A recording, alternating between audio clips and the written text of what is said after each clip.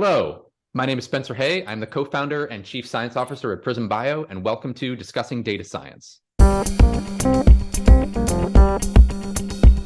My guest today is Jeff Kozloff. So Jeff originally started in the biomed space as a neuroscience marketing consultant for Bristol-Myers Squibb.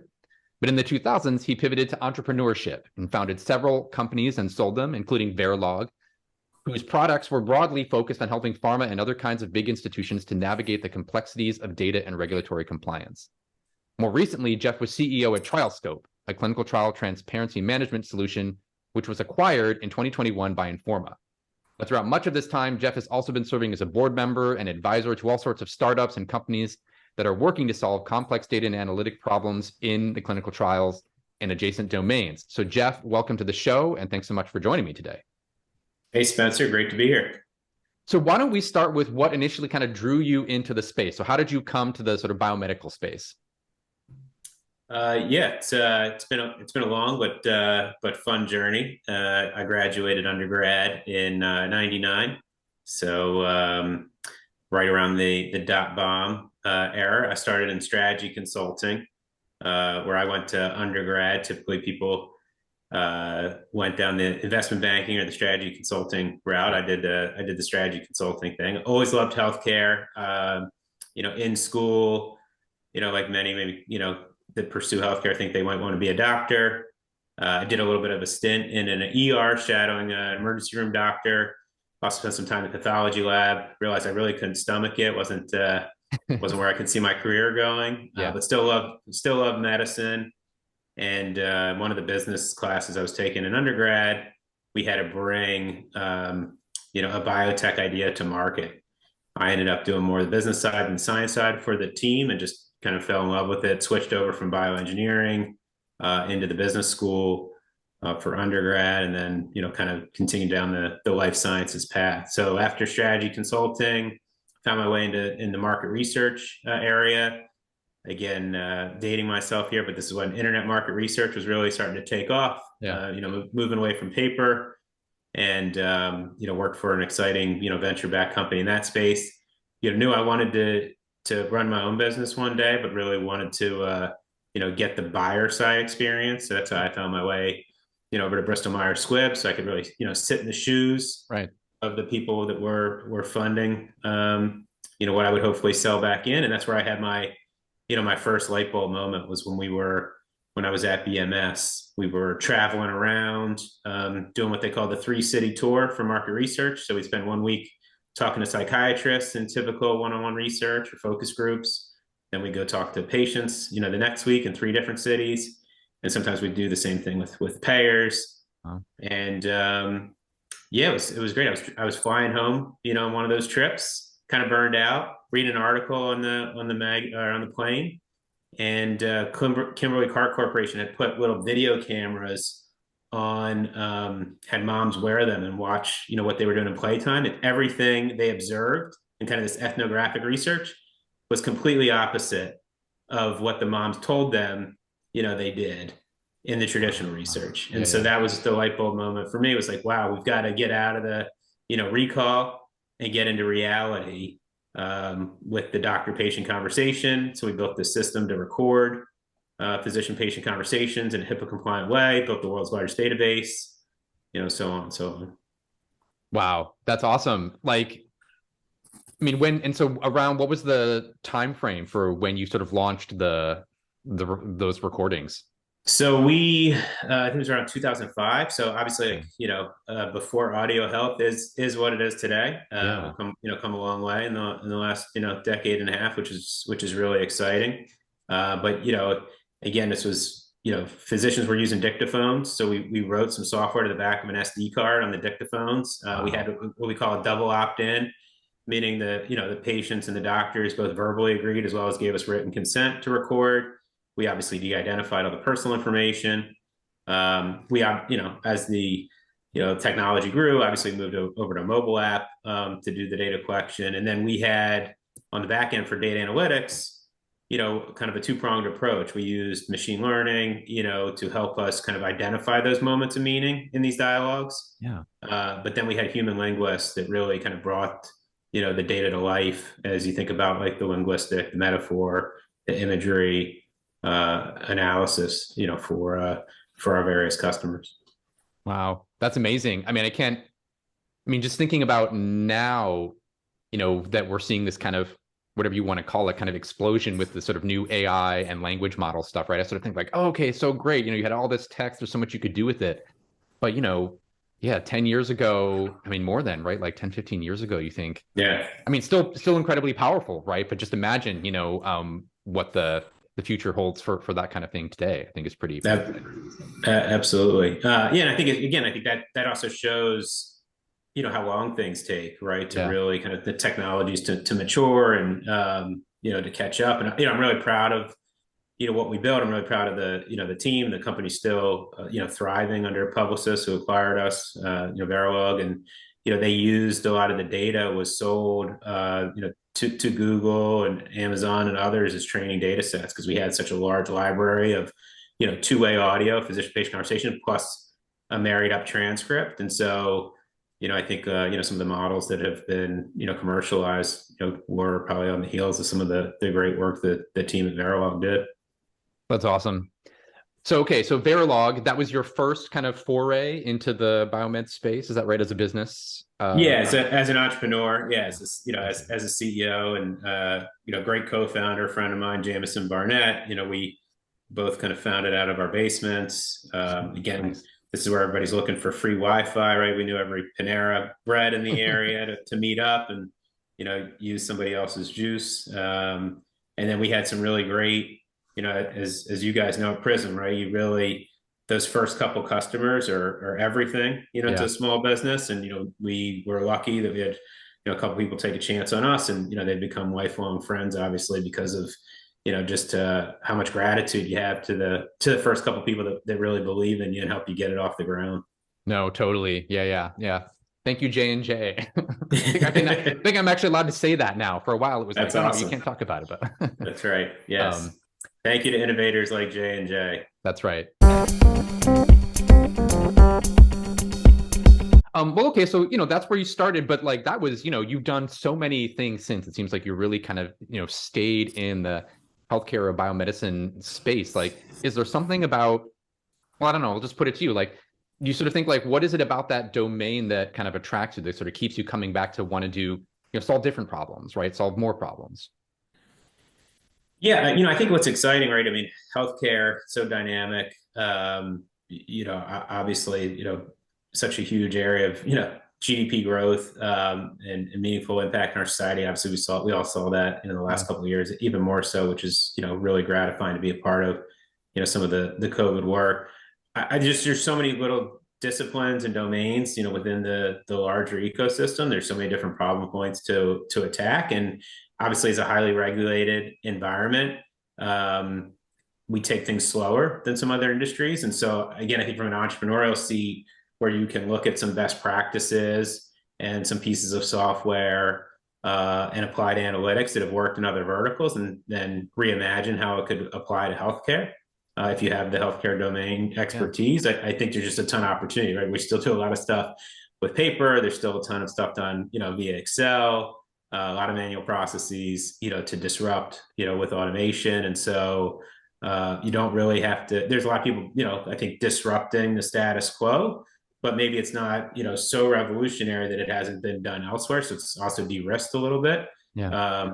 I think that's what excites me. And I just, being an operator, being an entrepreneur, I just get very energized by other operators and other entrepreneurs. I love people that are, continuously looking to bust up the status quo. I think similar to you and your passion, whenever I hear someone say, "Oh, that's the way we always did it," right? It just nails on the chalkboard for me. And so I think that's what keeps me getting out of bed every day, is just, that innovative spirit that I see in others. All right, why don't we transition? So one sort of, I guess it's a pretty big question, but I would love to get your perspective on this, just because you sort of tackled a bunch of different sort of points in the, whatever you want to call it, kind of biopharma or healthcare kind of value chain, right? One of the things that we found at Prism, and I mean, and it sort of speaks to what you said, right? Is if you kind of look across the industry, you can see like there's all these opportunities still there, right? To kind of do things, make things easier, do things a little bit faster, like, sort of produce better insight.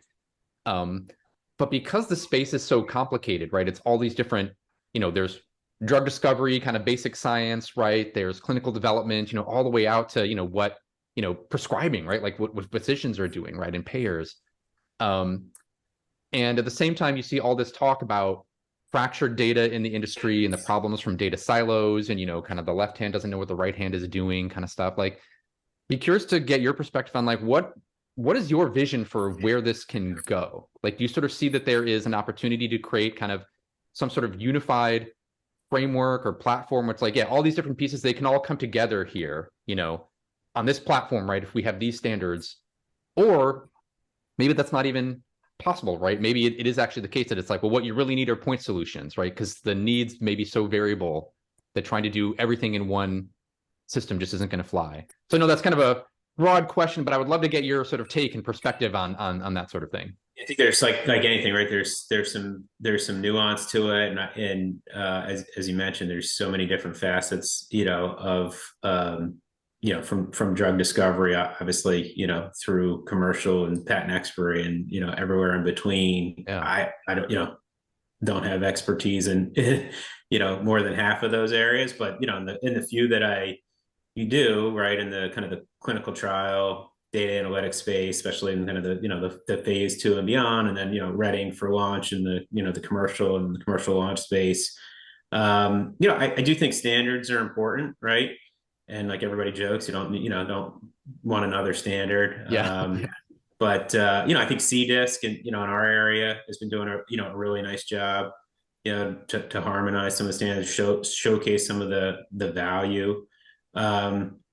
But yeah, I mean, look, inherently, right, as capitalists, we're all competitive as well. And so I think, the desire to share sometimes is there, but then, obviously everybody's trying to do right by their own business and their own employees and their own shareholders. And so that competitive nature, and what's the real win-win to share is sometimes harder to articulate. So I think people just, retreat back to, the trenches. Everyone talks about open APIs and data sharing. And then in reality, right, you see, very little of it unless it's really forced, by the buyer, to force the suppliers, to do it. So I think it's a tough area. I mean, I think ultimately it all comes back to use cases, right? Like, everything, strategy is great, but, I guess as an operator, sometimes I look, more at the tactical, what's the specific use cases where we can make the win-win, take the Amazon approach or some of the others, like write the press release, for the partners and then work backwards, from there is the win-win-win, for the different parties involved. I think data duplication, right? Just the frustration for, the waste of people doing things over and over again. And how can we really, unlock value to speed up discovery? As we all know, right? It's about, making trials go faster or doing them at, less expensive, right? More affordable. And so all the data duplication that's involved, at the site level, at the sponsor level, I do think we need to lean into that a little bit more. And, I think some companies are starting to do that. So can you give an example? So like, what's the kind of duplication that you see as being, or one of the kinds that you see as like being particularly like, I don't know, unnecessary or we really should get rid of this? Yeah. I mean, there's a lot of people working on the whole, EHR to EDC in clinical trials. And so, the fact that, the sites themselves, have to take data out of one system and manually sometimes put it in another system. Then other people are, manually or even with semi-automation, then checking both those systems. Again, I think, we're at a point where, and there's some companies working hard and doing a nice job to automate some of this, but it's still very much in its infancy. And you would think we'd be, when you go, I've sat shoulder to shoulder, do a lot of site, visits. And when you watch it in action, it is almost like that nails on the chalkboard moment. Like, oh my gosh, I can't believe, we're sitting here in 2023 and this is all the manual steps that, these coordinators need to take. right? They're spending more time with technology than they are with patients. And so, when you say, wow, if you could unlock, a few hours a day, how many more, people, how much more bench, science hypotheses, right, could we be proving or disproving, and then getting, new breakthroughs, to the market. So. All right, Jeff, why don't we transition now then to our sort of 3 questions. So first one is, what do you see as the biggest data gaps right now in the field? I mean, I guess just again, areas that, where I'm excited, or, which have been, continue to be, challenging areas, for clinical research, a lot of emphasis on, diversity and inclusion, and how do we, make sure that the trials are more representative of the, the population. And so back to, some of the work I was, doing early days, with listening to doctor-patient communication and, typing different types of patients and typing different types of physicians. And again, coming back to like language, we all, as you run a company, and everyone, that might be listening, has probably participated in some kind of communication training, right? It all comes back to communication, whether you're working with, a spouse or your kids, or at work. And same thing here in healthcare. I think so, can we accelerate, and use some of these language models to identify like what's work with certain communities, and then apply that, more in the medical discourse, which has still been, challenging. Obviously it goes beyond just the communication, but to, reaching out from some of the, the cultural barriers as well. So I think that's just an area where I love to see, more acceleration. MRCT out of Harvard's, done a lot of great work, in this area, and kind of, publishing. But again, can technology now take some of the bench science that's out there and automate it and get it in front of more people? I think that'll, that's a great area. Question number 2, what excites you the most when you think about the future of research? Well, I think, what really excites me is just all the innovation that's happening. Obviously, I think, obviously, COVID was a great, it was great for our industry in that it accelerated like a decade of ideas, had to come to, execution quickly, right? Horrible disease, but obviously, probably propelled us, multiple decades forward, with the pace of research, and hopefully we can keep that up, because I think then we're just going to continue to, innovate at a much more, rapid pace, which is exciting. I think, that obviously, who isn't excited by, all these, large language models, the ability, to get real context out of answers, I think is the missing link for a lot of people. Again, like we were talking about different personas, and people that were comfortable with data and not comfortable with data, but everybody wants to, be smarter with data, and I think make decisions based on data. And so to be able to, accelerate the pace of research, in which you not only get, hey, go read through this yourself, but here's, it's packaged in a way that's, quickly digestible and citable, and then you can, pivot or move, I think is just, amazing. And it gets applied everywhere. Obviously that's wildly exciting, to me. And again, I think it also, like we were talking about with democratization, I think it's going to bring more and more entrepreneurs, into the space, which is just going to accelerate, more ideas, more, busting of that status quo. And so, again, what might have taken, 5 or 10 years for some new ideas in different domains, maybe now is, the 1 to 2 years, which is pretty exciting to me. Question number 3, if you could wave the magic wand, what's one thing that you think you would want to change about the field? So mine, again, maybe it's a little bit more tactical. I'm so inspired by entrepreneurs, but it's really hard, as you know, to launch a business, to scale a business. I would really like, and the pharma industry, the one we know best, right, just moves slowly. And even the innovation teams, it takes forever, to work through that. And there's a lot of, vendors out there. But I guess, I would love to. My wand would be just giving more young companies opportunities, just trying to find budget dollars, really to to bring more ideas in, see what sticks, maybe combine someone that's doing okay and someone that's doing okay, but if you mash these two groups together, Yeah. they could do amazing things. And so I guess for me, the magic wand is really like, how do we accelerate, more entrepreneurs, winning early business so that they can either fail fast or, scale faster, which again, I think is, just ends up benefiting, everybody in the industry. So I don't have that wand. I guess that's why I guess to be a wand, but, I think, when you look at like public-private partnerships, when you look at, what some hospital systems, have done in different areas, to build ecosystems, to build incubators, to really try and, give the young entrepreneurs more credibility and, budget dollars, right? We all need top line to make a business thrive.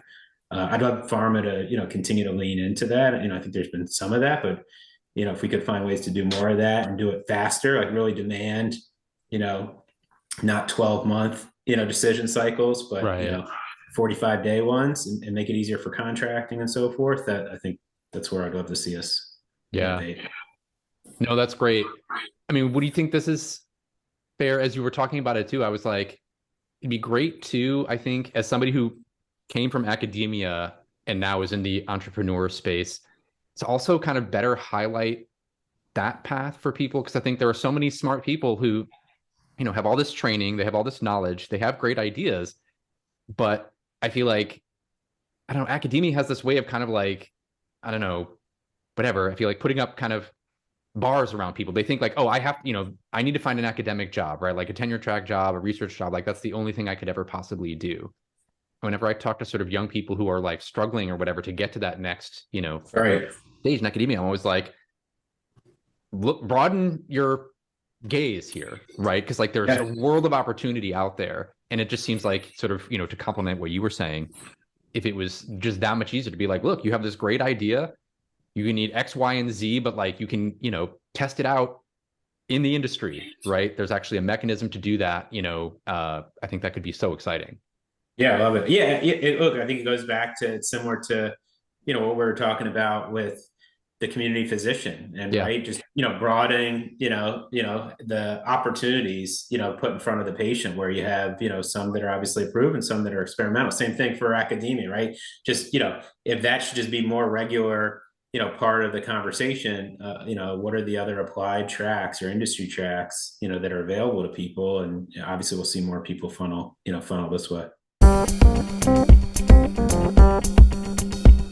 Well, thank you again, Jeff, for joining me on discussing data science today. Happy to be here. And for everybody who's watching and listening in, if you enjoyed this episode, please remember to hit like and subscribe so you'll never miss one. And until next time.